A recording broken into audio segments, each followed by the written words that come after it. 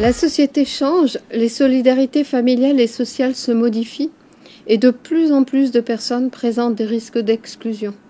Les personnes en situation de handicap et leurs familles peuvent être frappées plus que quiconque par l'isolement et la solitude, et ce à tous les âges de la vie.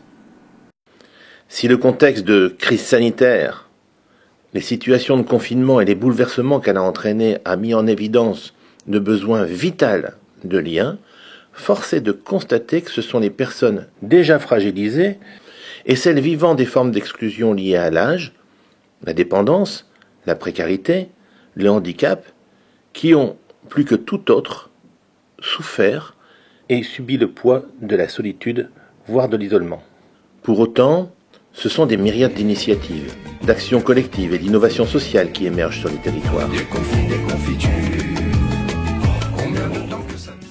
Ces pratiques inspirantes ne parviennent pas toujours à faire l'objet d'une politique globale. L'APEI de Lens et environ a défini une action innovante avec la mise en place du parrainage. Cette action, officialisée par M. Brelot, président de l'APEI de Lens, en Assemblée générale en 2010, a trouvé un nouvel écho en 2018, grâce à la signature d'une convention de partenariat avec l'UNAP, Union nationale des acteurs de parrainage de proximité. L'UNAP rassemble des acteurs expérimentés du parrainage dans la volonté de traduire en actions concrètes les valeurs de solidarité entre les personnes et les générations. Michel est parrain à la mission locale de Saint-Omer. Le parrainage des jeunes demandeurs d'emploi consiste à faciliter la recherche, l'accès ou le maintien dans l'emploi de jeunes. Michel intervient pour aider le parrainé grâce à une écoute active et bienveillante. C'est un des points clés pour aider à retrouver confiance et estime de soi afin de surmonter le chômage et à mieux organiser ses recherches d'emploi. Le parrainage de proximité à l'APEI de Lens est caractérisé par le lien individuel, électif et choisi, privilégié entre le parrain ou la marraine et le ou la filleule. Le parrainage de proximité par des personnes de leur envie de faire quelque chose avec d'autres, de tisser des liens. La rencontre se fait simplement à l'occasion, par exemple, d'une activité. On se découvre, on fait connaissance et on devient proche.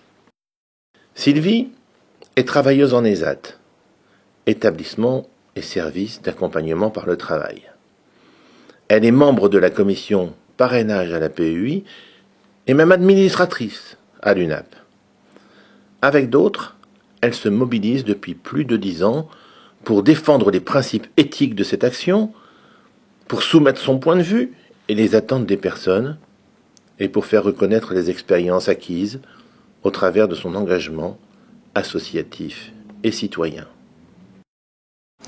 Donc, je suis Clarisse Levasseur, je suis éducatrice aux Femmes Lamarelles de Liévin, à PEI de Lens.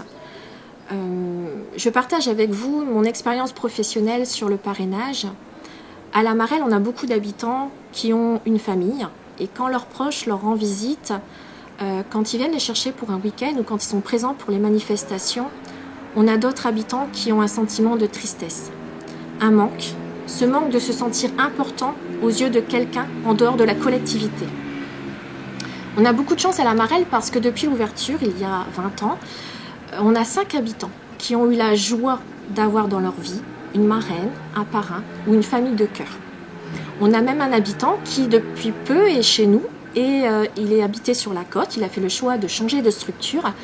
Et sur la côte, il avait déjà une famille de cœur. Et cette famille l'a accompagné dans son changement de structure, accompagné dans son projet de vie, et il continue hebdomadairement de les avoir au téléphone ou de faire une visio. Ou alors, dès qu'ils peuvent, ils sont présents aux manifestations, à son anniversaire, pour son projet de vie. Et ce lien, il est très fort et très important pour lui. En tout cas, lui sait l'exprimer. On a aussi un jeune homme chez nous qui, depuis plusieurs années, a une marraine. Donc ce monsieur est sourd et muet. Il est assez passif dans sa vie à Lamarelle, dans les activités. Lors des repas, on ne sait pas s'il prend plaisir à s'alimenter parce qu'il est très long et c'est compliqué. Et quand il voit arriver sa marraine sur le lieu de vie, c'est tout son corps qui se met en avant. C'est ce sourire qu'il a sur le visage qu'il ne quitte pas, qui nous montre vraiment l'importance pour lui d'avoir quelqu'un qui vient lui rendre visite, Et quand elle partage le repas de son anniversaire ou qu'elle l'emmène chez elle pour un goûter ou une journée, mais il dévore son assiette, il dévore la vie. C'est vraiment impressionnant. Et nous, on est heureux parce qu'elle nous aide à ce qu'il soit acteur de son projet de vie. Elle nous aide à ce qu'il prenne plaisir à ce qu'il fait et qu'il puisse faire ses choix. Et ça, c'est vraiment, en tant que professionnel, super d'avoir quelqu'un qui nous aide comme ça. On a aussi une jeune dame à la Marelle qui a depuis peu un parrain qui est le frère d'une ancienne habitante qui nous a quittés. Cette dame a eu dans sa vie beaucoup de fois le sentiment d'abandon et elle avait besoin d'avoir quelqu'un qui soit là pour elle, surtout manifestation de la Marelle.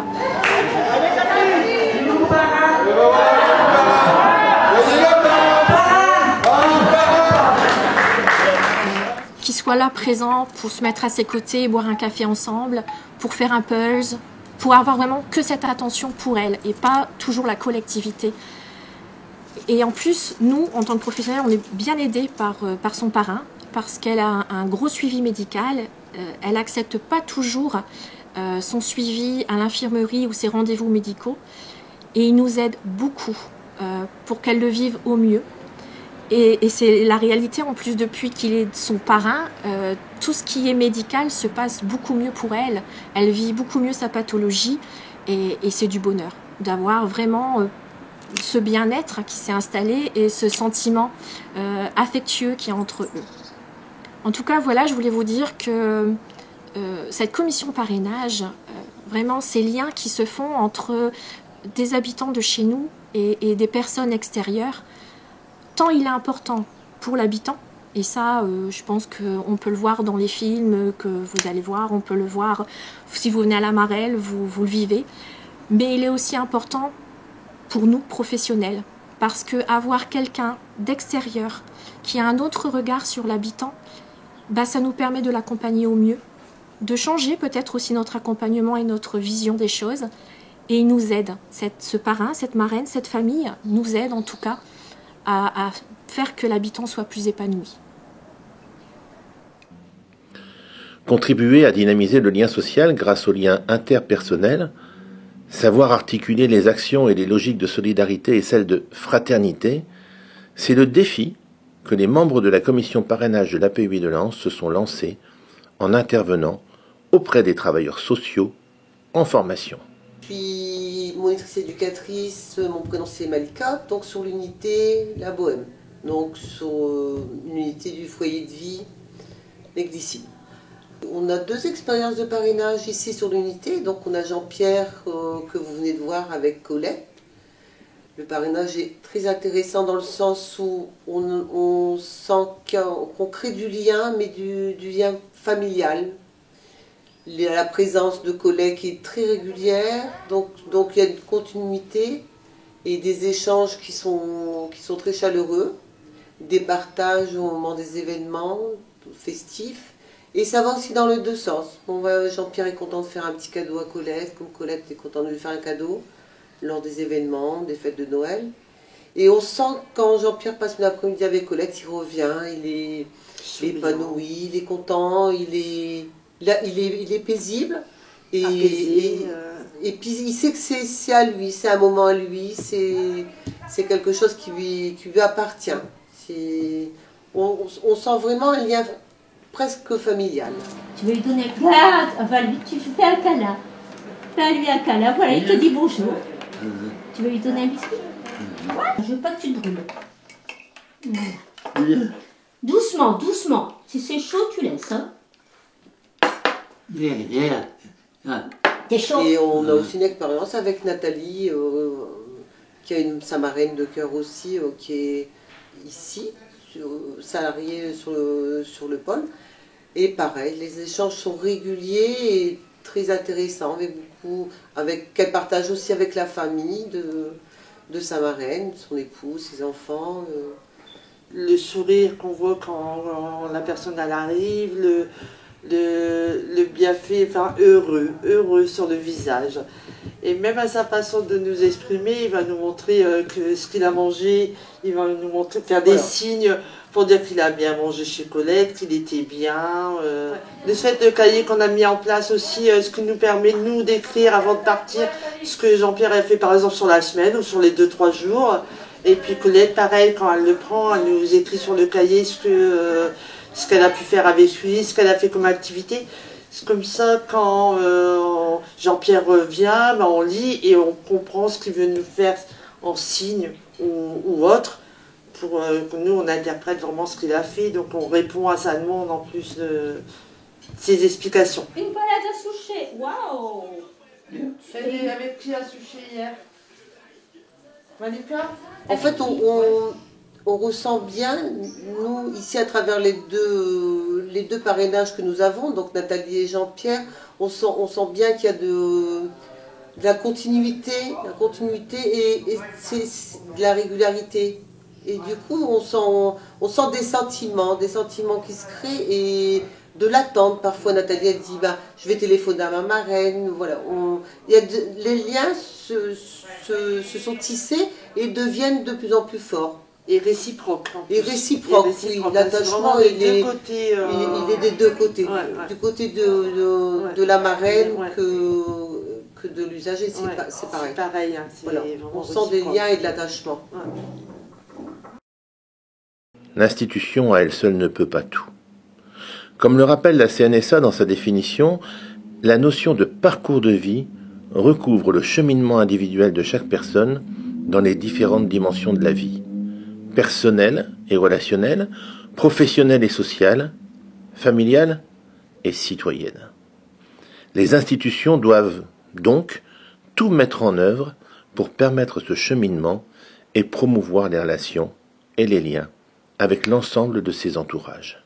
Par rapport à la dernière réunion qu'on avait fait autour du parrainage, il y avait Cédric qui avait voulu évoquer la possibilité d'élargir cette commission de parrainage en voulant parrainer des enfants. En plus, ça peut aussi contribuer dans les fonctions de répit qui sont déjà mises en place par rapport à l'IME, d'élargir les populations pour lesquelles on apporte une assistance, quelle qu'elle soit, donc par rapport notamment au monde de l'enfance. Je me souviens bien de la question de Cédric en conseil d'administration, et d'ailleurs merci pour la qualité de la question. Je pense qu'effectivement il nous pose un vrai problème, quoi, hein.